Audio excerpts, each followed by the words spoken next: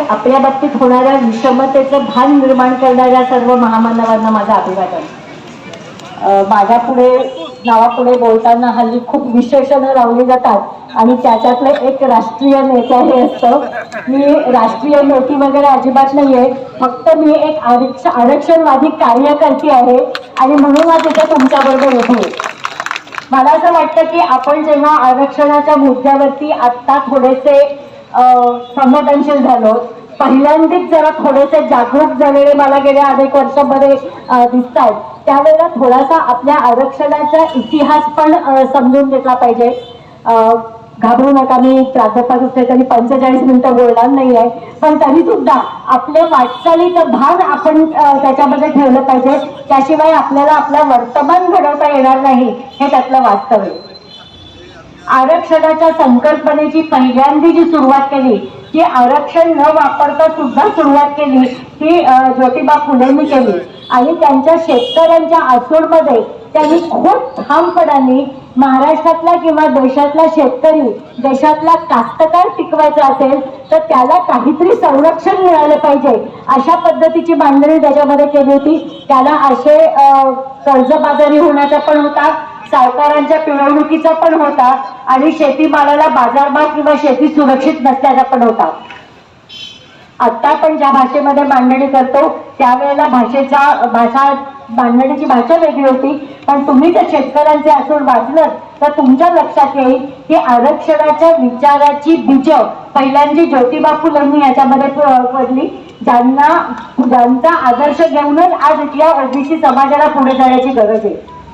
त्याच्यानंतर ज्यांच्या हातात सत्ता होती अशा राजश्री शाहू महाराजांनी, म्हणजे खरंच जाणता सत्ताधारी असेल तर तो आपल्या सत्तेचा वापर कशा पद्धतीने बहुजनांच्या हितासाठी करू शकतो याचा आदर्श शाहू महाराज आहेत.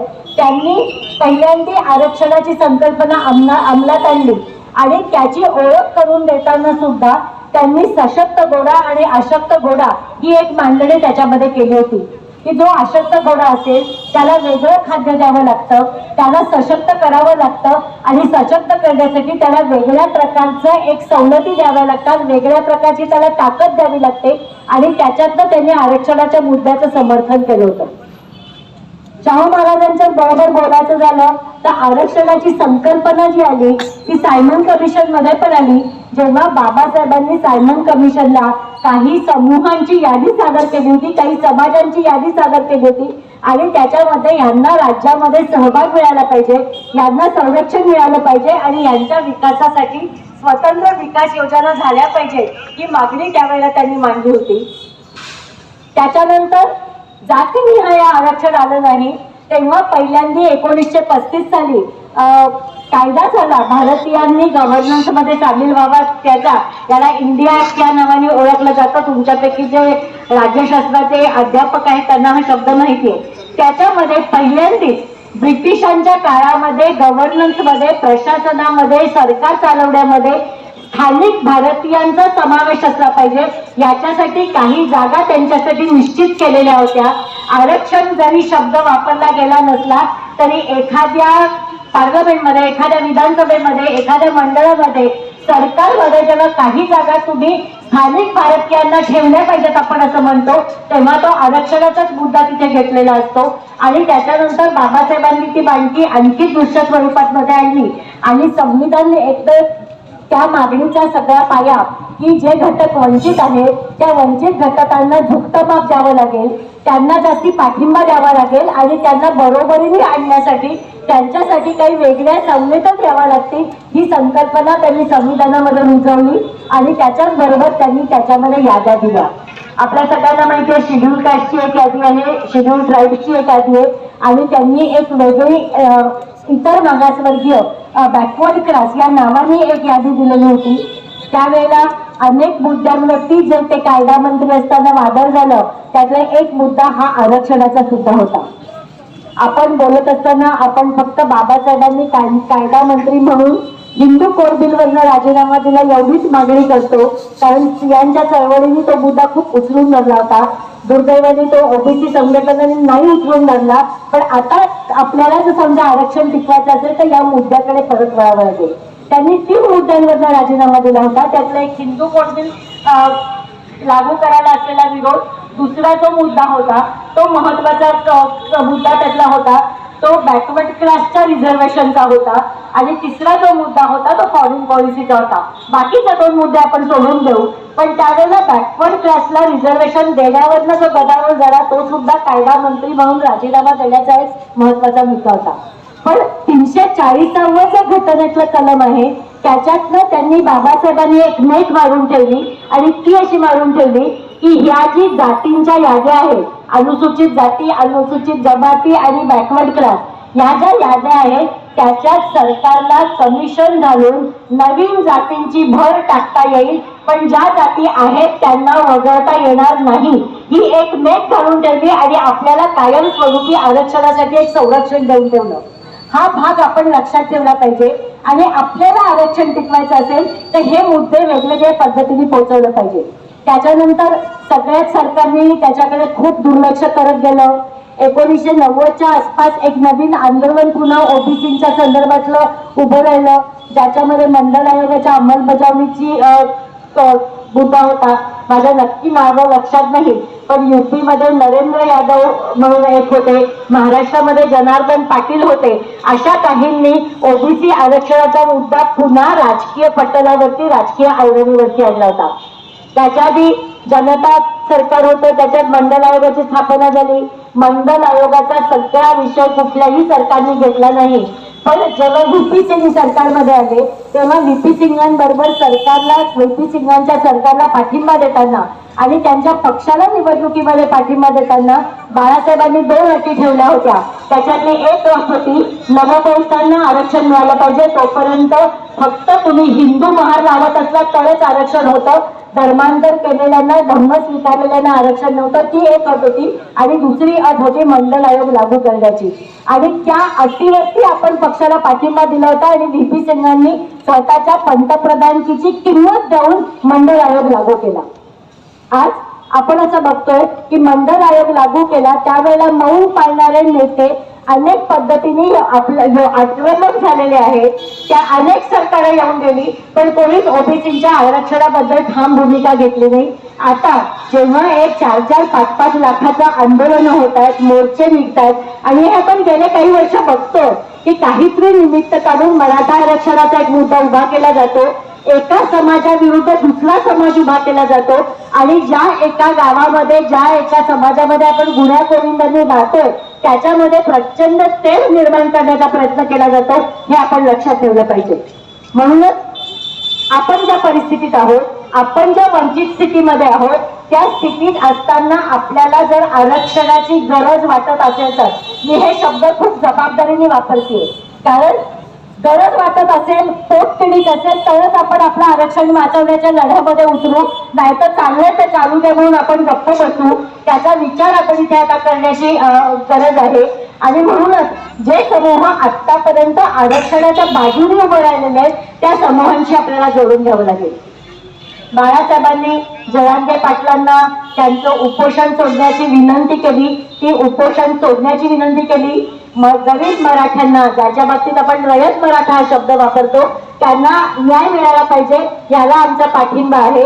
हे सांगितल्यावरती खूप एक संभ्रम निर्माण केला गेला की बाळासाहेबांचा नक्की जरांगे पाटलांच्या सगळ्या मागण्यांना पाठिंबा आहे का. पण हे आपण अनेक ठिकाणी पुन्हा पुन्हा त्याच्यामध्ये जाहीर करतो आहोत की ज्यांना गरज आहे, जे जे वंचित आहेत, जे जे उपेक्षित आहेत, ज्यांच्या विकासाच्या संधी परिस्थितीमुळे नाकारल्या गेल्या आहेत, त्या सगळ्यांना आरक्षण मिळालं पाहिजे, याच्यावर आमचा सगळ्यांचा विश्वास आहे. आणि ते आरक्षण त्यांना स्वतंत्र दुरुस्त करून दिलं गेलं पाहिजे. आहे त्यांच्या आरक्षणातला वाटा त्यांना मिळणार नाही.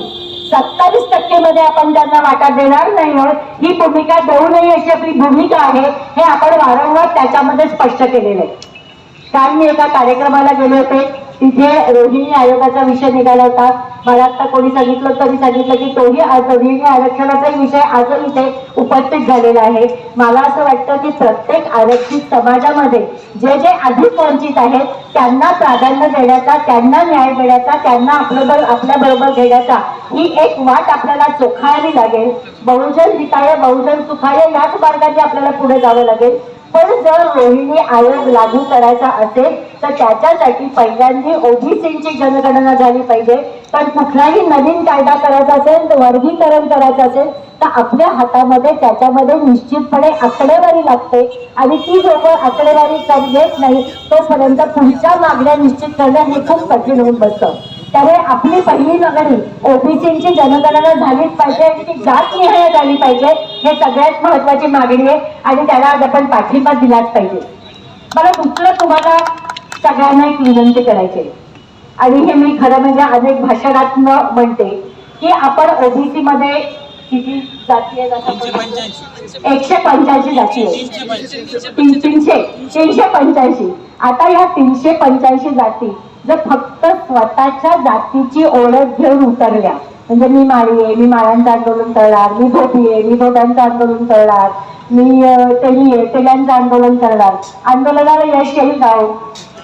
आपली एक त्या जातीची संख्या किती आहे? तुमच्या जनगणना झाल्यात म्हणून सांगा. खूप कमी आहे. मग आपण आपली राजकीय ताकद कधी निर्माण होऊ शकते? जेव्हा आपण आपल्या जातीच्या ओळखी सकट मी ओबीसी आहे ही ओळख घेऊन ओबीसी म्हणून आपला आत्मविश्वास जागृत करून ओबीसी म्हणून स्वतःची एक ओळख घेऊन जेव्हा आपण ताकदीने आंदोलनामध्ये उतरतो तेव्हाच खऱ्या अर्थाने आपली राजकीय ताकद त्याच्यामध्ये दिसू शकते. आणि त्याच्यामुळे आता ओबीसी म्हणून एकत्र येण्याची गरज निर्माण झालेली आहे. आणि त्याच्यामुळे जसं आपण शासनाकडे मागणी करतो आहोत की आम्हाला ओबीसीची जातवार जनगणना झाली पाहिजे, तशी आपण आपल्या समाजामध्ये सुद्धा ही मागणी केली पाहिजे. कारण राजकीय परिवर्तन किंवा सामाजिक परिवर्तन फक्त सरकारकडनं होत नसतं, ते जनरेट्यातनं होत असतं आणि हा जनरेटा उभा करणं हे आपल्या सगळ्यांचं काम आहे. त्यामुळे आज आपण हाही निश्चय करण्याची गरज आहे की ह्याच्या पुढे मी माझी ओळख एक ओबीसी म्हणून सांगेन आणि एक ओबीसी म्हणूनच मी आंदोलनामध्ये उतरणार आहे. हे एक महत्वाचं पाऊल झालं. आणि ह्याच्या पुढचं महत्वाचं पाऊल आहे की शेवटी हा प्रश्न प्रत्येक व्यक्तीने आणि प्रत्येक समाजाने स्वतःला विचारायचा आहे की खरोखर आरक्षणाला तत्वशः मानणारे इथे कुठले समूह आहेत.